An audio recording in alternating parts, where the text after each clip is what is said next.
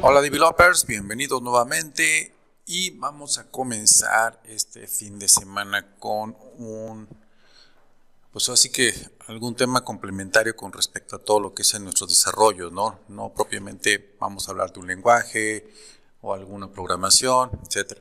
Vamos a hablar de lo que son los XML y lo que son los comprobantes fiscales. Aquí en México, y bueno, ya está implementándose en varios países de Latinoamérica, la parte de la facturación electrónica. Esta facturación consta de que pues así que la factura pasa de imprimirse o ser válida en un papel a ser válida a través de archivos, prácticamente únicamente digital.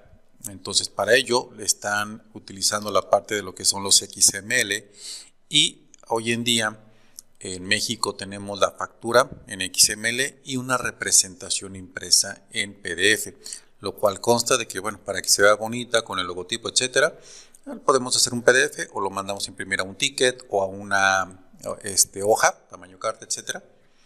Y ahí está nuestra factura, pero realmente la que funciona y la que es válida es el XML. Obvio, podemos hacer su validación y todo eso, y se puede también recuperar, ¿no? Pero lo importante aquí es la parte de lo que es el XML.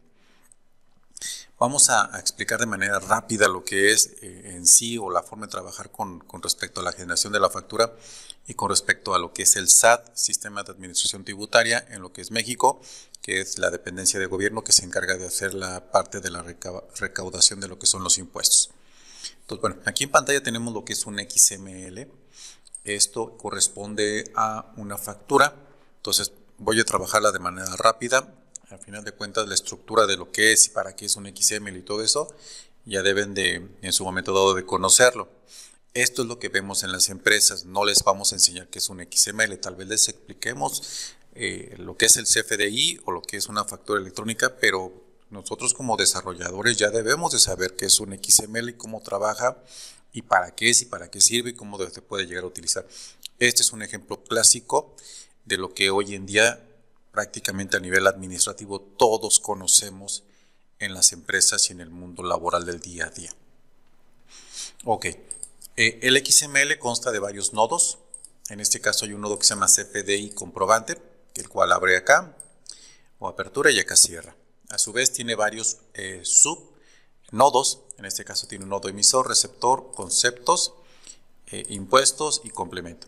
Cada uno de esos nodos tiene a su vez atributos. En este caso el emisor tiene el nombre, el régimen fiscal y el RFC. El nombre pues tiene un valor, que en este caso es Apple, régimen fiscal 601 y un RFC con este FTX. El receptor tiene atributos domicilio fiscal del receptor que corresponde a su código postal, tiene su nombre, tu régimen fiscal receptor y más información. A su vez, el nodo conceptos en plural tiene un nodo concepto en singular que corresponde a una sola de las partidas de lo que se le está facturando. En este caso, Apple le está facturando a Paco Gómez una Mac Air en un precio, le estaba vendiendo 10 unidades en un precio unitario de 232, lo cual da un importe o un subtotal de 2.320. A su vez, esos 2.320 hay un subnodo dentro de concepto que corresponde a impuestos.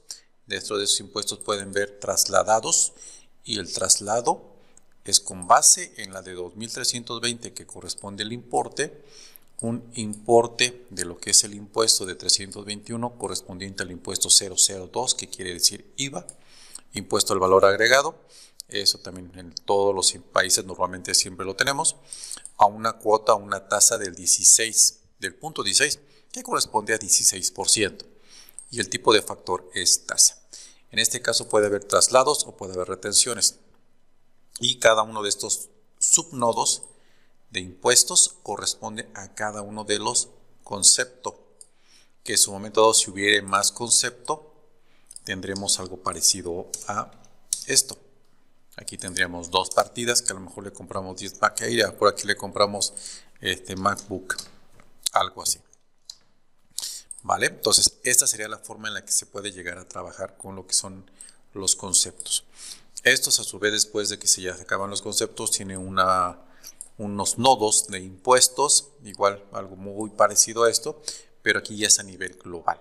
Toda la suma de todos los impuestos de cada una de los conceptos se suma o se sumariza y nos queda la información total de aquí. En este caso nada más una partida y el impuesto corresponde a este también. Si hubiera, no sé, otro impuesto por acá de 200, entonces este sería de 571.20.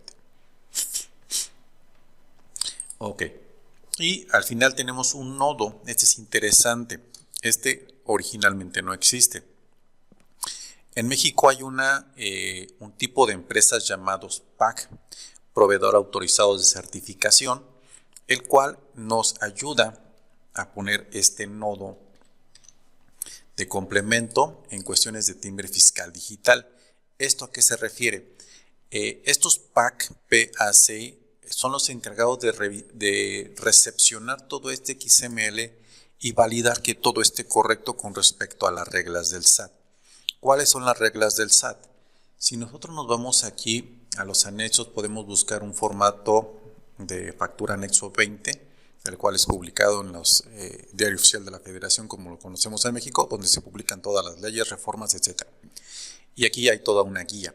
Esta guía de llenado es toda esta. Entonces tiene 120 páginas y nos da toda una N cantidad de información aquí. Por decir algo, vamos a ver un ejemplo. Queremos saber a qué se refiere el emisor en cuestiones del nombre. Podemos buscar aquí el emisor. Vamos, aquí está, el nodo emisor. En este nodo se debe expresar la información del contribuyente que emite el comprobante fiscal. En este caso, ¿quién es? Es Apple. En el nombre se debe registrar el nombre, denominación o razón social inscrito en el RFC del emisor del comprobante fiscal. Entonces, toda esta información es la que debe de, toda la información que coloquemos debe ser coherente con todas estas reglas que debemos de tener aquí. Por ejemplo, en cuestiones de reglas, vamos a buscar algo de importes. Vamos a ver alguno por acá. Ok, aquí están las unidades, descripciones, valor unitario. Valor unitario. En este campo se debe registrar el valor o precio unitario del bien o servicio de cada concepto, del cual puede contener de 0 hasta 6 decimales. ¿Esto qué quiere decir? Que podemos decir que podríamos tener 371 o, en su caso, 1, 2, 3, 4, 5 y 6 decimales. Esas son las reglas. Podemos llegar a tener 5, 4, 3, 2, 1, etc. Pero ya no podemos tener 7. Ahí marcaría error. Entonces, en este caso, ese PAC revisa todo este XML para confirmar que esté correcto. Obvio, nosotros tenemos que generar este XML de manera correcta para que el PAC no lo rechace. Y una vez que el PAC lo valida y dice, ok, está correcta tu información, yo te voy a proporcionar un sello y un folio. Y el PAC te proporciona todo este nodo con toda esta información.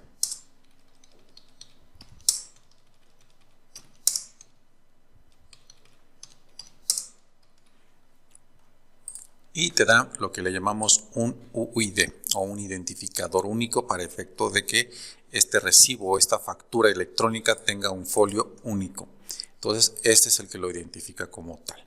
Entonces, de esta manera, el nodo de complemento en su timbre fiscal nos dice que esta información o este XML ya ha sido validada de manera correcta y cumple con todos los estándares que nos pide la autoridad. Y entonces, en ese momento, el PAC pone este nodo con esta información y te lo regresa. En ese momento la información ya está correcta dentro de esta factura y aquí hay algo importante, interesante. Esta factura en este momento dado, cuando la recibe, se la manda a lo que es gobierno, a lo que es el SAT. Y el SAT ya sabe que Apple vendió una computadora, vendió 10 computadoras Mac Air en un importe de 2.320 con un impuesto de 371. Esto es importante porque en cierto momento dado es la base para el cálculo de lo que son los impuestos en México. ¿Sale? A su vez, el receptor, que en este caso es Paco Gómez Santoyo, puede recibir la información de esta factura y a él se le va a acreditar o le va a ser de utilidad también para pagar sus impuestos. Y el SAT sabe que Paco puede hacer uso de este comprobante porque se le facturó a él. Y lo tenemos identificado perfectamente con su código, con su RFC, Registro Federal de Contribuyentes. Y de esta manera, a grandes rasgos, es el XML. Y es como está formado y es como debemos de identificarlo, ¿no? A su vez, como tenemos acá algunas reglas con respecto a todo este llenado, aquí hay muchas reglas. Aquí les decía el 002, por ejemplo, hace ratito, que es el IVA, el 01 es ISR y el 03 es IEPS. Entonces, tenemos que tener toda esta parte. Aquí está, te ve bonita aquí la información. Hay unos documentos todavía mucho más técnicos que tenemos que estar validando y revisando al momento de trabajar el desarrollo de los XML, pero ahorita no es el tema como tal. A su vez, esta guía de llenado de documentos comprobantes fiscales por internet o CFDI es a lo que se le conoce también, que es esta parte de acá, CFDI. Entonces, hay una parte adicional que se llaman complementos. Los complementos es que dentro de esta misma estructura de XML, como lo vimos aquí hay una parte que se llama complementos. Y en este nodo de complementos colocó el PAC este nuevo nodo llamado timbre fiscal digital. Pero a su vez puede haber algunos otros tipos de complementos. Guía de llenado para el recibo de pago de nómina y su complemento. Hay versiones en las cuales hay que también estar al pendiente. Y esto es propiamente todas las reglas que debemos de estar siguiendo para efectos de colocar un CFDI, pero ahora para nóminas. Entonces es lo mismito. Antes también, hace algunos ya años, se le pagaba a todo el personal de la empresa y normalmente le imprimíamos un recibo.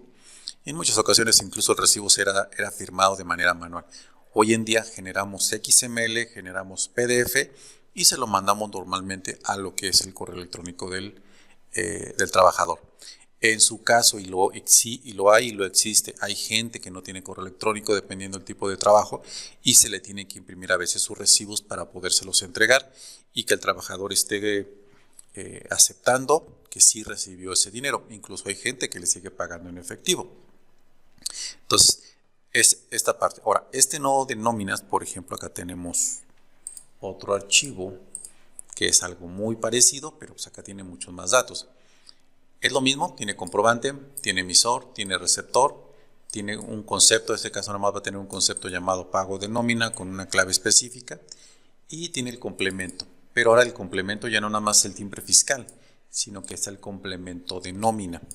Este complemento de nómina pues ya tiene otros nodos, que es el de nómina, versión 1.2, atributos con tipo de nómina o de ordinaria, la fecha en la que se pagó, de cuándo a cuándo es el rango o el periodo que se nos está pagando, cuántos días trabajamos en ese periodo. Aquí hay algo específico para la parte de gobierno, el origen de los recursos, si son ingresos públicos o ingresos federales o ingresos mixtos.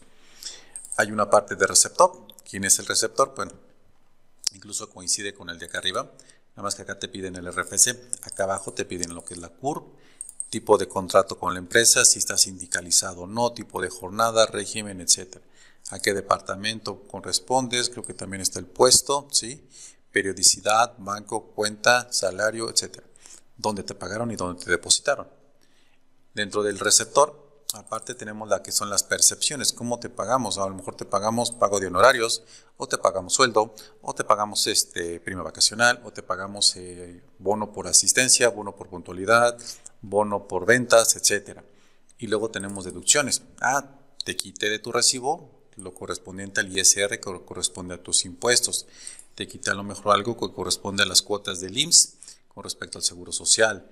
Te quité una cantidad con respecto al préstamo que te hizo la empresa para que lo pudieras pagar en 3, 4 quincenas, etcétera. Puede haber una cantidad de descuentos también y de percepciones, ¿no? Entonces, toda esta partecita es la parte del nodo o complemento de nómina. Y también en su momento dado, cuando ya se tiene todo esto, no está, se manda al PAC, el PAC lo revisa, si está correcto, nos lo regresa con todo esto.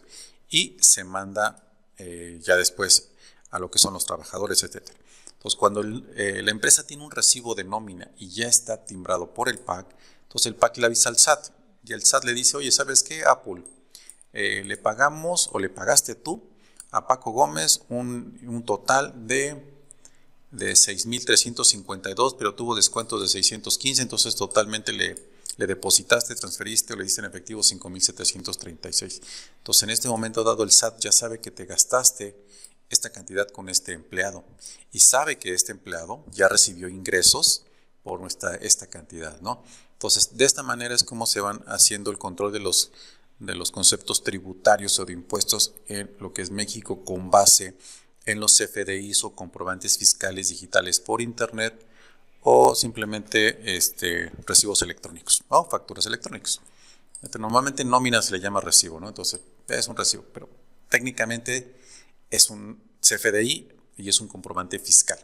Entonces, así que la parte de lo que es un recibo o lo que es una factura es más o menos muy parecido en sus datos. Entonces, todo depende de en su momento dado qué información vayamos a colocar. Hay más complementos, creo como 20 complementos adicionales.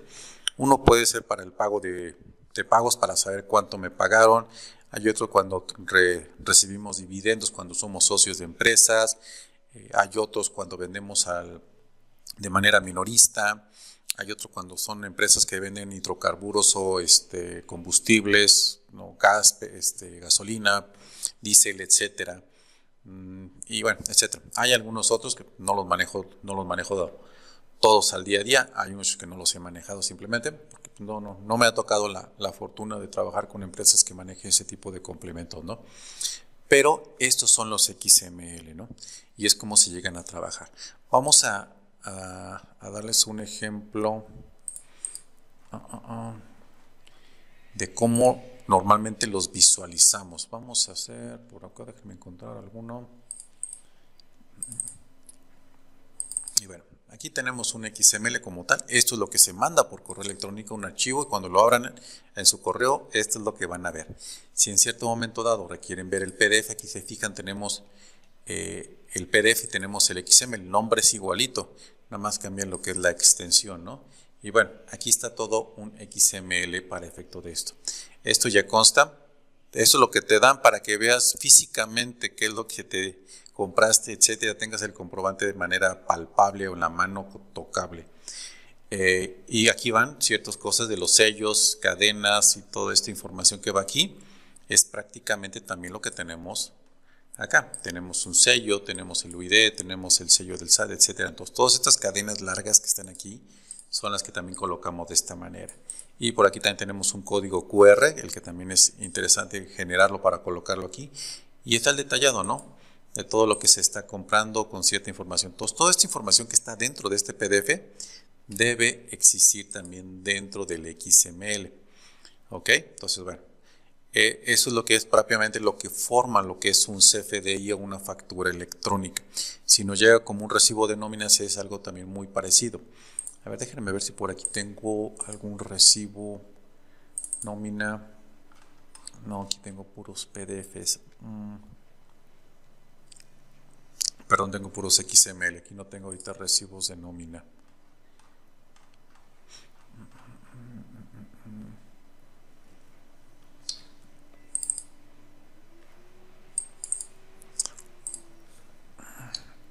Vamos a ver si encuentro por acá un PDF así entre la basura.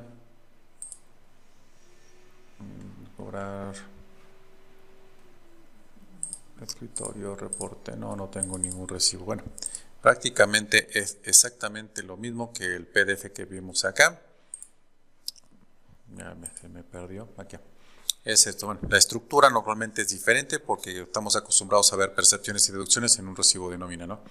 Pero a veces se los debo para la próxima. Pero bueno, esto es propiamente lo que es la facturación electrónica en México y debemos de saber y conocer qué es lo que estamos haciendo, recibiendo en cada compraventa que podemos llegar a estar haciendo o que nuestro patrón en cierto momento dado a que tiene la obligación de darnos como comprobante en cierto momento dado cuando hacemos nóminas o los comprobantes cuando lo estamos haciendo a través de una compra de algún servicio o algún producto, ya seamos que seamos los proveedores que estamos proporcionando ese servicio o seamos quien nos toca estarlo recibiendo.